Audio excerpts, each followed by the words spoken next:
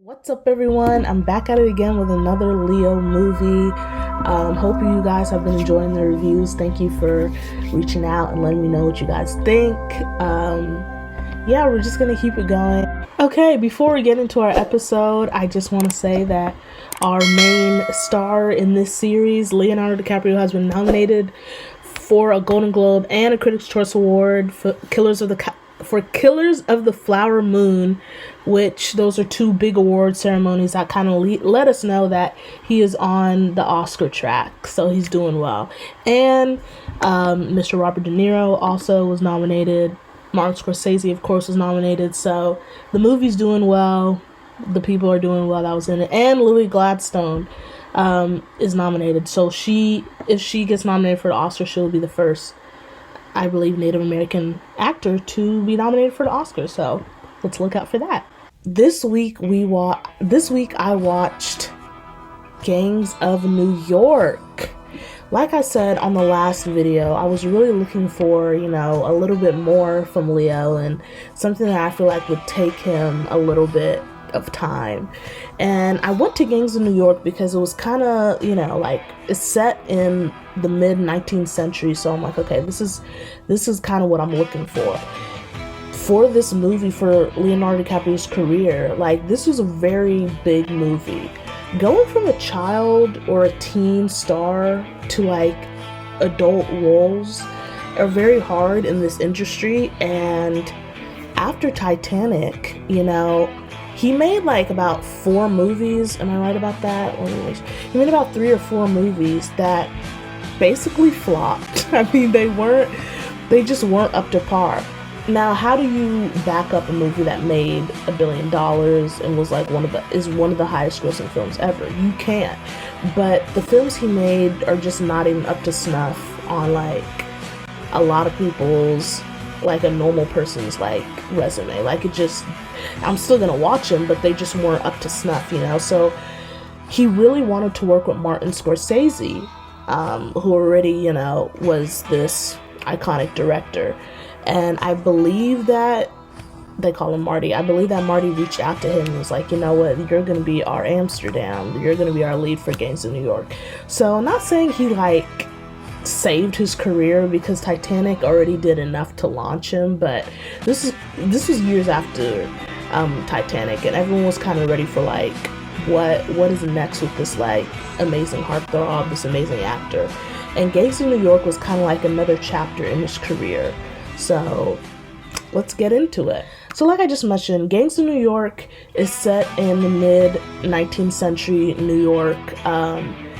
It is kind of right after the Civil War, or in the Civil War era. Martin Scorsese kind of wanted to talk about, he grew up around like, not gangs that were really in the streets, but like very like kind of high profile, like you don't really talk about them type of gangs. So he was already in Little Italy. He's known for these kind of like rough gang underworld type movies. He wanted to talk about the era of the Civil War era where a lot of gangs were rampant, and the conflict is really between, the immigrants coming into, the Catholics coming into America and coming into New York right after Lincoln freed the slaves. So we start with young Amsterdam, who is just with his father, and they're going into war, right? He's going into battle, his father, against, what are they called? The 5 point, wait, I should know this. 5 Points gang, right? They're going into them. And basically, the reason why they're fighting is just like sheer hatred. Like, the guy who leads the 5 Points gangs hates immigrants, Catholics, hates them just because, they're different. And I thought that was really interesting because we think, let's talk about what happened to African Americans after they're freed. We see a lot of movies that touch that, but he decided to touch on the immigrant experience, hence why I have mine. Okay, so he goes into it and he dies. So this boy, young Amsterdam, watches his father die, like very gruesomely. I mean, he sees his killer, and his dad is literally like holding him in his hand, like with blood on his hands, you know. So he grows up without parents. There was not any mention of the mom, so I guess the mom is not relevant to the story. But soon, very quickly, we turn to Old Amsterdam, which is Leo's character. And from the moment we see him, we know, like, this is vengeance time. He is coming back to avenge his father's death. And he comes back in, like, post-war America. And we see signs like this that I'm going to put up right now. An Irish invasion, you know. Native Americans believe that immigrants are coming in to take away their jobs, take away their land, you know, like just infiltrate. So there's just a sheer hate, you know, and they believe it's wrong. This is led by Billy the Butcher, who's played by Daniel Day-Lewis, and, you know, one of his more iconic roles, completely enthralled in this role. He is just like, you know, he has the top hat, which is ironic because he does play Abraham Lincoln in another movie he wins an Oscar for. But he's against Lincoln, and we see him, like, literally, there's a Lincoln, you know, like, poster, like, Lincoln freed the slaves, and he, like, throws something at it because he's like, wow, like, you're letting people be free, and this is wrong. And yeah. So when Amsterdam's father dies, he does have, like, this friend. We see this moment of his friend, like, kind of helping him escape. And ironically, he's the first one that he meets when he gets back to life. So nobody recognizes him. Like, they haven't seen Amsterdam since he was a little boy, but his old friend recognizes him, and he's like, you remember me? I'm the one who helped you out, you know, when that day happened. And, you know, he's like, well, he's like, what are you doing back here? And he's like, well, you know, I guess I just missed the place so much. We know what he really is doing, but he is planting the seed that, like, I'm just here normally, you know, I'm just trying to make a living, but he's trying to do an inside job. On his way to, you know, figure out how he's gonna get on this guy's radar, he runs into Jenny Everdeen, played by Cameron Diaz. She's kind of like our leading lady. Well, she is our leading lady, and she pickpockets Amsterdam's friend, like, immediately. So, and the friend didn't even notice until Amsterdam said something, aka Leo. So, like, they are kind of like kindred, should I say kindred spirits? They understand, like, what they have to do to get by, you know what I mean? Like the thievery, the, you know, pickpocketing, things like that, just to get by. But of course he's enamored with this girl, and he's like, who is she, you know? They run into each other again a little later. But before that, he goes into a tavern and properly meets Billy the Butcher. This is the lead of the gang. The night before, he had just saved his friend in a fire, so that's kind of how he gets on Billy's, like, radar, right? And his friend is working with Billy. He's kind of in the gang. I don't really get, like, explanation as to really why he was, you know, why he slid over, but I'm pretty sure he talked about it. It's a long movie. It's another, like, 3-hour movie by Martin. So he goes into the tavern. He sees his father's, like, picture on the like, propped up, like, in memory of. So, you know, like, it's very well known that his father was, like, the lead of this other, you know, religious party in a way, and that he was murdered by Billy. But he takes a liking to Amsterdam, just like Amsterdam wanted. And his friend is like, you know, like, this is no silly business, right? You're not, like, trying to do anything stupid, because this man will kill you if he, you know, suspects anything. Like, this guy is a vicious, racist man. Does he know that he's Irish? I don't think he knows, but he definitely doesn't know that he's Amsterdam. Like, he's killed so many people, how would he know that that's the guy's son? So he kind of takes him under his wing. And there's a quote that I really love, that he says, who knows, being under the wing of a dragon could be so warm. You know, like, it doesn't burn you. It's, like, actually comforting. And I want to say he's like a father. I guess I would say he's kind of like a father figure to him. Very similar to Killers of the Flower Moon, how he's under this under this evil man who's showing him the way. But the difference is that in Killers of the Flower Moon, Ernest is not trying to like go against his uncle, you know. He's just he's like naively going on with what's happening till he's not. In Gangs of New York, the whole time he is like plotting to like, when am I gonna have my chance to kill this guy? Continues to show his loyalty to Billy the Butcher, you know, almost to a point where you're like, it seems like he's enjoying having a father figure, you know. They have moments of real connection, you know. These are things that his father just didn't have the time to show him.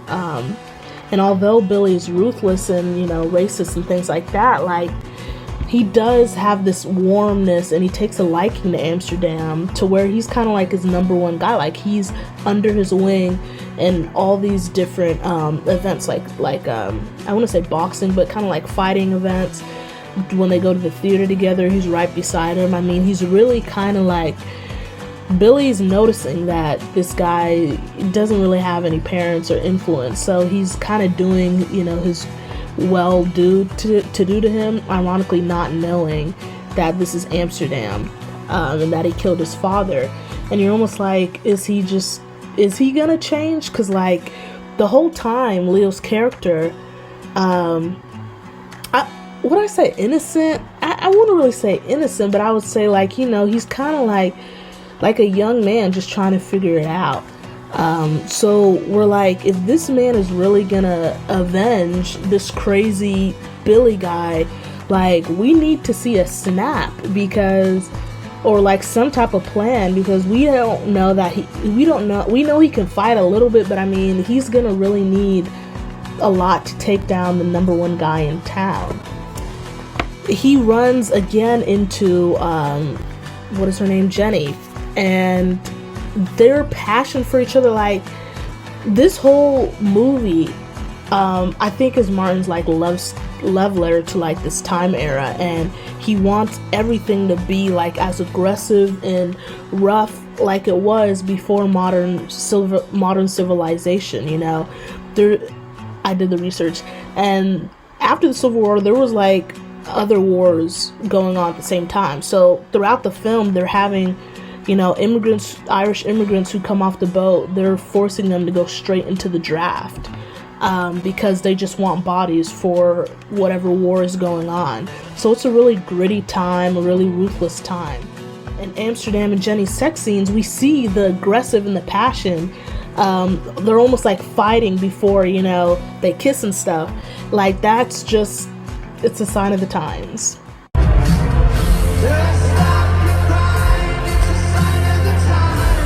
Now, in typical movie fashion, we have a love triangle.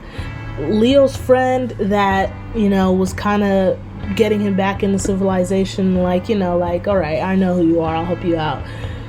He also likes Jenny, and Jenny doesn't like him back, so he starts to get a little bit upset, you know, that when he sees that Amsterdam and Jenny have done the thing.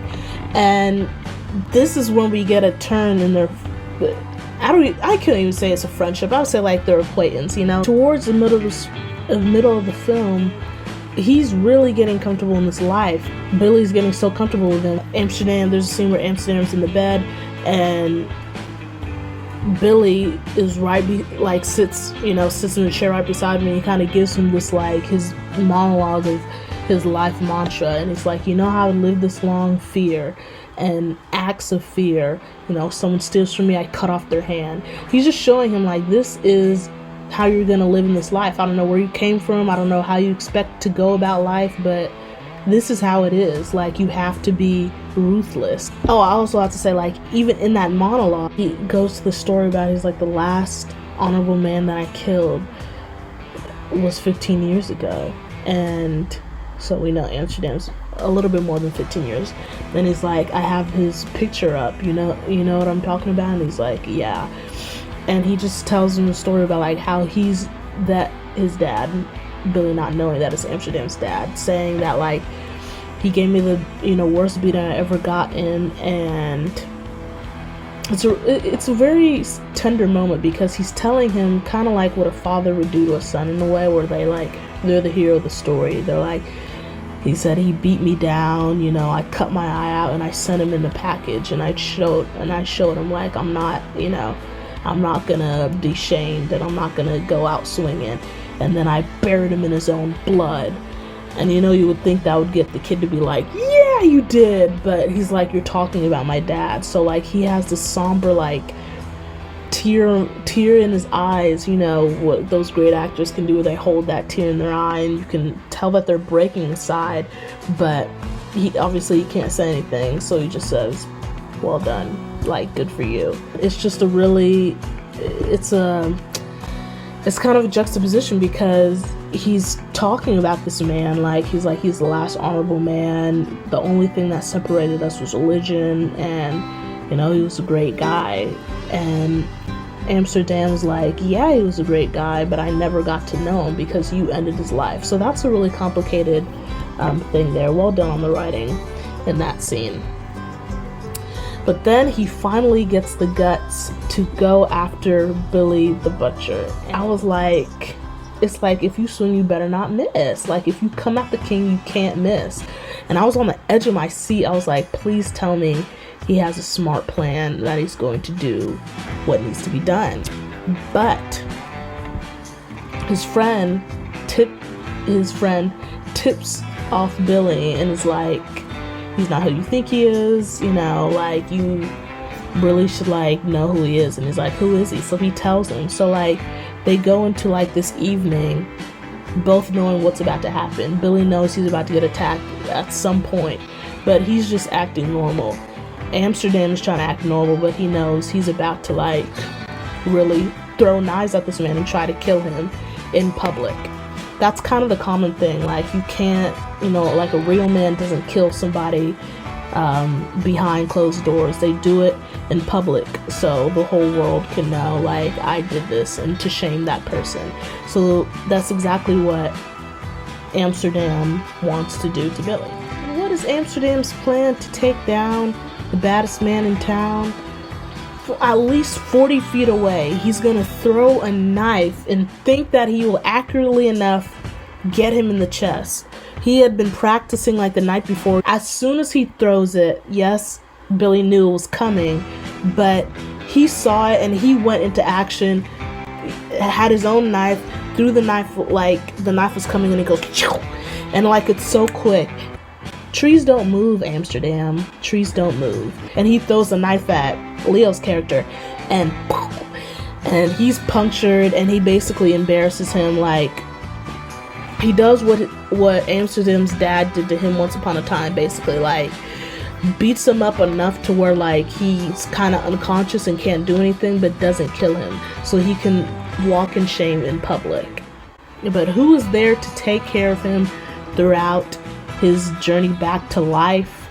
Of course, Jenny. She actually really cares for him, and she basically nurses him back to life. But he is not gonna quit. He walks back into public, with scars and all, and he's like, I'm gonna go with a different approach. All this time, everyone knows he's Irish, but he's not really fully into. It's kind of like he's like basically code switching, you know what I mean? It's like, I'm actually Irish, but like I'm one of you guys. Like, you say screw the Irish, I'll say screw the Irish, that type of thing. And he decides, you know what? I'm Irish, and I'm actually going to play into my heritage and accept who I am. And there's more of us than there is of him and them. And this is kind of, it still relates, with the immigrant story and people of color. It's like, when people of color and immigrants come together, it can't be stopped. And that's kind of what this thing shows. This third act is like a political act. He goes the political route, and he's like, there's more of us, we're being mistreated. We can come up against this man and his followers. So the last scene is literally kind of like, basically like the first scene, and who will win this time? The final battle has begun, and you know, they're going at it, and then there's a scene where, like, I think guns are shot or a bomb goes off to where, like, it's just so blurry that they can't even see each other. But Leo's kind of like fighting in, like, not fighting blind, you know, and then the butcher comes behind him and so, like, he's turning and, like, he doesn't know where he's gonna come from, and I'm like, Leo, action movies, let's do it. That was such a cool scene. And Billy gets a knife in his chest, and he takes it out, you know, he's dying, and he looks around, he's like, finally, I died true American. And that's all Amsterdam needs. I mean, he is racist to the end, in the way where he is so patriotic to where he's like, I'm a true American because I died for the country, when it's like, you're killing people who are trying to make the country better, you know, whatever. But that's all Amsterdam needs to finish him off, and ram his knife so hard into his rib, and it's a bloody scene, it's really gory, but it's revenge, and he finally did what he sought out to do the whole movie. But he's like, they'll never remember us, but, you know, this is how it was before modernization. Then there's like a time lapse of like how the buildings, you know, modernize, and we get those skyscrapers that we know of New York today, and the graves just kind of dissipate. But really interesting historical film. It's not like 100% accurate, but it's very, you know, like, wow, I didn't even know, like, you don't really think of like that Civil War era that much, and like, other than just the slavery time, but like, what was the aftermath, what was going on in the North. That was interesting that he took a swing at that, Martin Scorsese, and that Leo wanted to do this. Again, this was very big for his career. I think he did a great job. Billy the Butcher, if I'm kind of comparing it to Killers of the Flower Moon, you know, because it's kind of like a period piece. And with Killers of the Flower Moon, Ernest's uncle, he was kind of like likable in a way, where he was trying to, you know, he liked the Osage community, he killed them, you know, he had that weird balance. This guy straight up is just not really that likable, Billy. So in this movie, his mentor is not as likable. So when he kills him, it's like, you know, okay, that's over. I think Killers of the Flower Moon gets your heart more because there was like a genuine love there. And even in this, there was love, or there was a type of warming, you know. He even tells him, like, I never had a son. And obviously he sees him like the closest to himself as a son figure. But anything that I would say about Leo's performance that like I wanted a little bit more, I got it in Killers of the Flower Moon. So if you're trying to figure out like where I think kind of this ranks amongst his performances, it's kind of like, you know, we haven't done many movies, but like it's under Killers of the Flower Moon when it comes to that period piece. I think they mastered it with this 2023 movie. But this is still really interesting, you know. So if anything I said, or you haven't seen this movie yet, go check it out if you like that type of stuff. Very interesting time. If while you're watching it, you'll feel like you're in that time period. There's nothing weird taking you out. I know I talked about Leo's accent being kind of, you know, not super consistent the whole time, but the outfits, the world, it just looks so real. And Daniel Day-Lewis gives one of his best performances as Billy the Butcher. So he completely, you think you're in it, you're scared when they're scared, you're enthralled in it, which is what I asked for and what I liked. So pretty good film. I enjoyed it. That's my review. Thanks for watching. Peace, blessings. I love you guys, and I'll see y'all soon.